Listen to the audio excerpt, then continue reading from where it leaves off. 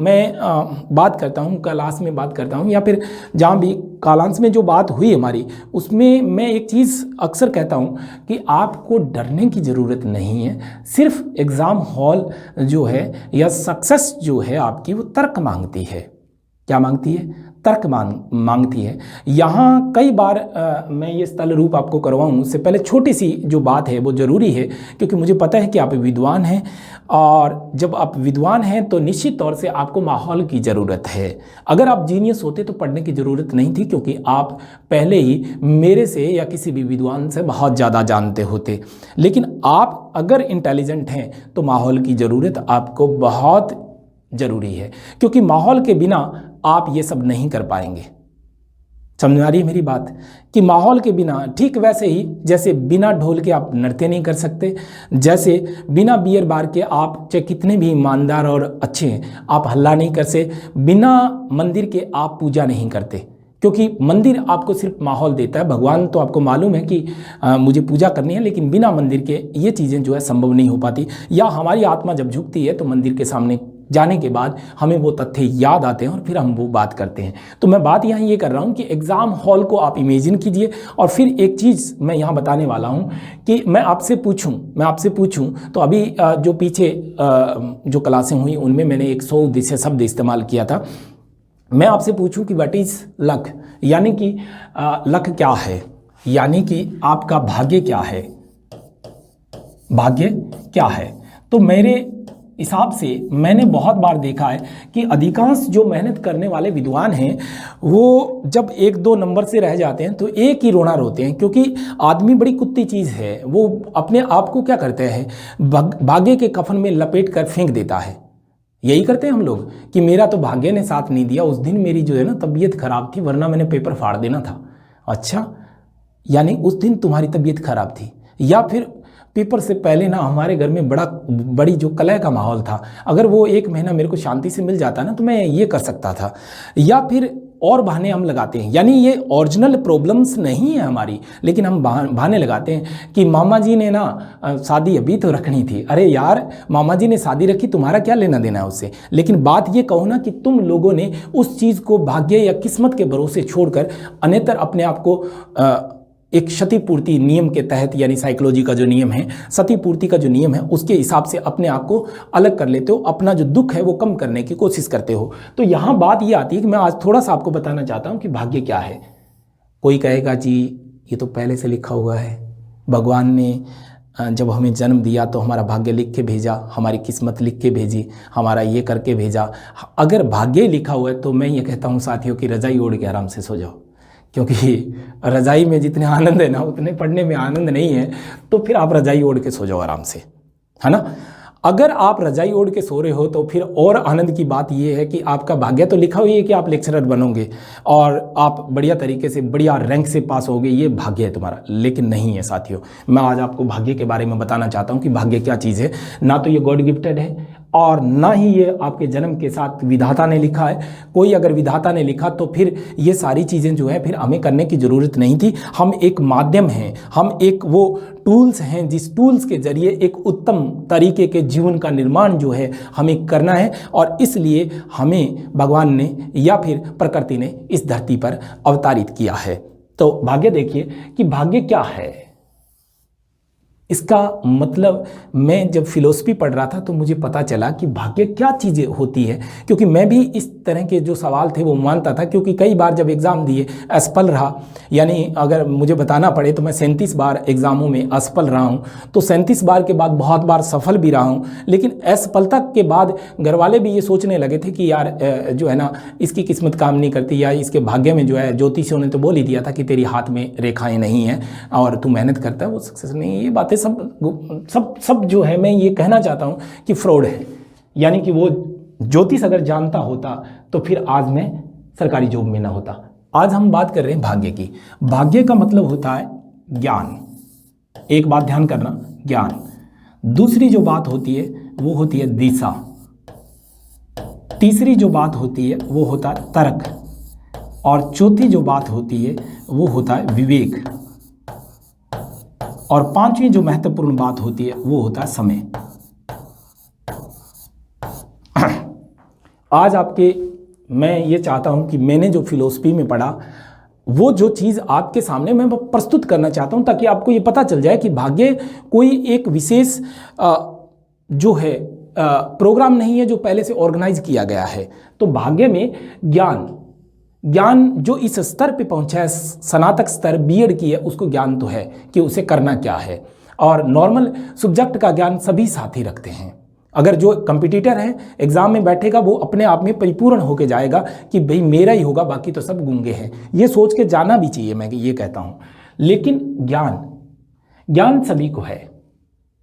जिस स्तर का एग्जाम आप दे रहे हैं, थोड़ा किसी को कम किसी को ज़्यादा, किसी ने किताबें 4 ज़्यादा रटी है, किसी ने कम रटी है, किसी ने उसको तर्क के आधार पर परखा है, किसी ने वैसे ही रट रखा है। तो जब वैसे ही रट रखा है तो इसका मतलब ज्ञान तो उसके अंदर है, लेकिन उस ज्ञान को किस तरह से इंप्लीमेंट करना है उसके ऊपर हम बात कर रहे हैं। फिर बात आती है दिशा।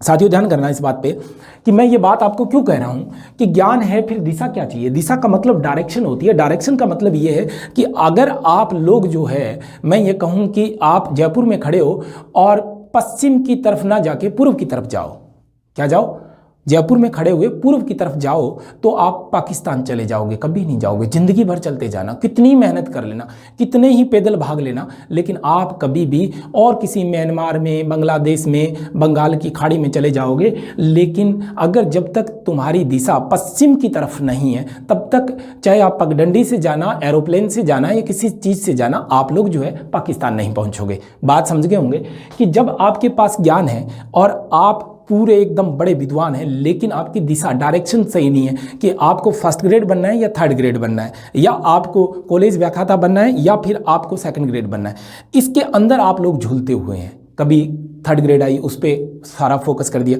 फिर डर लगता है अंदर से कि first grade, second grade, college व्याख्याता एक साथ आ गई, कहे सर हम रीट की करें कि या उसकी करें। इसका मतलब यार डायरेक्शन तो कम से कम आप अपने तरीके से डिसाइड कर लो कि मुझे केवल और केवल क्या बनना है, ये बनना है। और एक चीज़ आप जिंदगी में ध्यान करना, जितने ज़्यादा इंटेलिजेंट लोग हैं वो थर्ड ग्रेड टीबों में पोस्टिंग है उनकी, या कहीं एक कोने में दफन हो गए हैं जो बहुत ब्रिलियंट इंटेलिजेंट थे, यानी 92, 96, 97% वाले BSTC की, और थर्ड ग्रेड बने या पुलिस में या पटवारी में उनका सिलेक्शन हुआ, उसके बाद ख़त्म। वही बाल बच्चे और बच्चा पैदा करने की मशीनों के रूप में हम लोग काम करने लगते हैं। जो मेरे जैसे फिसड्डी और बाई ग्रेस पास होते हैं ना, वो फिर ऊपर वाली चीज़ को ढूंढते हैं, क्योंकि नेट JRF वो ही करते हैं। बाकी जिनको नौकरी मिल गई वो बाल बच्चों में खुश हैं, उनको कोई मतलब नहीं है। तो इसका मतलब जो बिल्कुल लास्ट उनका पुअर कंडीशन होती है वो जाके कॉलेज व्याख्याता या बड़े बड़े पदों पर जाते हैं, क्योंकि वो एक अनवरत लंबा संघर्ष करते हैं। दिशा, इसके बाद है तर्क।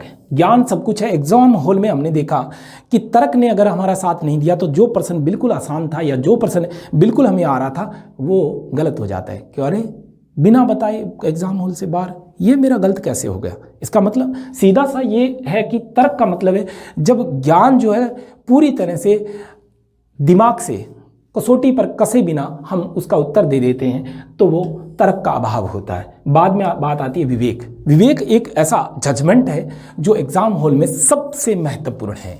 ध्यान देना, विवेक एग्जाम हॉल की बात नहीं कर रहा, ये जीवन में भी ऐसा ही होता है कि या तो हम कुछ पहले बोल जाते हैं लड़ाई में, या लड़ाई होने के बाद बोल जाते हैं। यानी कि जो बात हमें जिस टाइम बोलनी चाहिए थी वो चीज़ हम नहीं बोल पाते, और इसी वजह से क्या होता है, हम अपने आप को इन्फीरियर या फिर अपने को डरा हुआ या फिर कमज़ोर महसूस करने लगते हैं। ये विवेक एक जजमेंट है, एडजस्टमेंट है, या फिर मैं ये कहूँ कि ये हमारा वो स्तर है जहाँ पर हमें निर्णय लेना होता है कि एग्ज़ाम किस लेवल का है और 100 प्रश्नों में से हमें कितना हल करना है। कोई तो उसमें पिछाड़ में ठोक देते हैं बिना काम के, आ रहे थे 55, उनको लगा कि इतने में तो होएगा नहीं, तो फिर अपने पूरे ठोक देते हैं। तो 95 ठोके, वो कुछ गलत हुए, कट के 48 रह गए या 40 रह गए। अब 40 रह गए तो मेरिट गई, 45 तो वो रह गए। इसका मतलब जजमेंट गलत था।